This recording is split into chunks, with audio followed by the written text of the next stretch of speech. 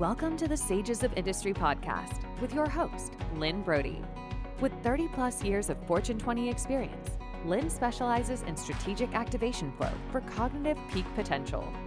Each episode features conversations with leaders who have built products and services that simultaneously serve clients, engage employees, and solve real-world problems. Will you be the next global change maker?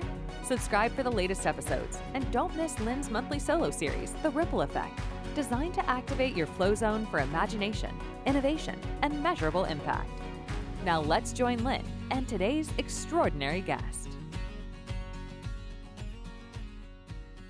Hi, I'm Lynne Brodie, and welcome to the Sages of Industry podcast, where I'm usually talking with leaders that bring outstanding innovations to the world and business for world good. But I also do a solo series, The Ripple Effect. I've been doing a solo series on the ripple effect about future leaders and what's required in future leadership as we move forward. So as with the last Future Leaders episode 15, where I went over my special abilities that help leaders in several areas and specifically in detailing inflection points before competitors. This week, we're discussing both reading systems within systems and seeing organizational architecture beneath the surface as part of the strategic perception group. Leaders with strategic foresight include what's visible and what is not. Everything visible suggests the organization should be moving faster than it is. Most times, the issue is not the visible structure. It is the invisible structure underneath it. Every organization operates through multiple interconnected systems simultaneously. There's the formal system, which is organizational charts, reporting lines, processes, and policies. Then there's the hidden systems, incentives, informal influence networks, historical relationships, unspoken assumptions, competing authorities, and perceived risks. These systems interact continuously. Most leadership challenges merge not from individual failures, but from the tensions between the systems. For example, innovation may be encouraged culturally while risk avoidance is rewarded operationally. Collaboration may be expected while incentives reinforce competition. Speed may demand while decision authority remains centralized. When momentum slows, ask yourself, what incentives are shaping behavior? Which informal networks influence decisions? Where do stated priorities conflict with rewarded outcomes? What assumptions are operating without examination? Observe not only what people say, but what the system consistently produces. Systems reveal themselves through repeated outcomes. Which invisible systems influence behavior in your organization? What outcomes does your current system reward? Where do competing incentives create friction? What assumptions about your organization deserve closer examination? As we move to the second compatible area of seeing organizational architecture beneath the surface, we'll discuss how understanding the forces driving momentum play a key role due to the organization's underlying architecture that's evolving. When an organization's underlying architecture evolves, responsibilities expand.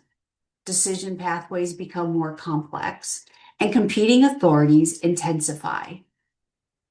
Leadership outgrows the operating model without recognizing it. Organizations are more than structures. They're living systems shaped by incentives, pressure, relationships, timing, beliefs, resource flows, and decision authority. These elements from the organization's architecture determines, for most part, how information moves, how decisions flow, which behaviors emerge, how innovation spreads, where resistance forms. Surface level analysis often misses dynamics because they exist below visible structures. Advanced leaders develop the ability to perceive the deeper arrangement of forces influencing outcomes. This is not intuition disconnected from evidence. It is disciplined observation of relationships, patterns, pressure points, and momentum. So, examine your organization through 4 questions. Where does information consistently slow? What decisions require excessive effort? Where does responsibility exceed authority? Which tensions remain unresolved? Look for recurring pressure points. These reveal the architecture beneath the surface.